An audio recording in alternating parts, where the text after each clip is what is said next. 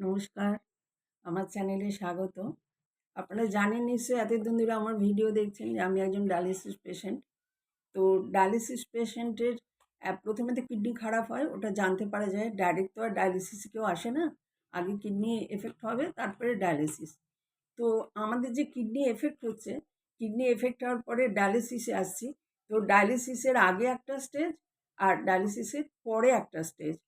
জায়গায় রকমের নিয়ম। ডায়ালিসিসের আগে দেখুন আমাদের প্রোটিন একদম মানা করে দেয়, মানে খুব কম প্রোটিন খেতে বলে। যেমন মাছ, মাংস, ডিম, পনির, মাখন সব কিছু বলে দেয় একদম না খাওয়ার মতন খেতে। আর ডায়ালিসিসের পরের যে স্টেজটা, সেটা একদম অপোজিট থাকে।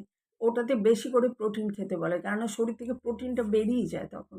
তাই জন্য মাছ, মাংস, ডিম, ডিম তো দিনে 2-3টে করে খেতে বলে। আর মাখন, যা বলবে, পনির সব খাবেন, নিউট্রেলা খাবেন বেশি করে। তাহলে কী হবে, আপনার হেলথটা ঠিক থাকবে, আপনি ডায়ালিসিস নিতে পারবেন। আর ওই যে আমাদের মানা করে দেয়, কিডনি যখন খারাপ হচ্ছে তখন প্রোটিনটা, তখনই আমাদের ওয়েট লস হয়, হেলথ খারাপ হতে থাকে। ওই জন্য কী করবেন, একেবারে ডাক্তারের পরামর্শ তো অবশ্যই নেবেন। একেবারে প্রোটিনটা বন্ধ করবেন না যতক্ষণ না ডায়ালিসিস স্টার্ট হচ্ছে। কেন একদম যদি প্রোটিন বন্ধ করে দেন, তাহলে কী হবে, আপনার হেলথ একেবারে ডাউন হয়ে যাবে।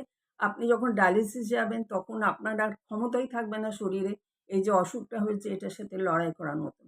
সেই জন্য অবশ্যই ভালো মতন খাওয়া-দাওয়া করবেন। যতটা ডাক্তার আপনাকে পরামর্শ দেবে, ততটা আপনি অবশ্যই খাওয়া-দাওয়া করবেন। আর ডায়ালিসিসের পরে তো একদম ভালো করে খাওয়া-দাওয়া করবেন। প্রোটিনটা বেশি করে খাবেন, তাহলে দেখবেন শরীরে আপনার শক্তি আসবে। নয়তো কিন্তু ভীষণ দুর্বল হয়ে পড়বেন। বিশেষ করে পাগুলো ভীষণ কাঁপতে থাকে। আপনার হাঁটা চলা ধীরে, ধীরে বন্ধ হয়ে যাবে। সেই জন্য আমি ডাক্তারের তো পরামর্শ নেবেনই। আমি আমার পার্সোনাল এক্সপেরিয়েন্স দিয়েও বলছি যে খাওয়া-দাওয়াটা ঠিক করবেন। আজ এই পর্যন্ত।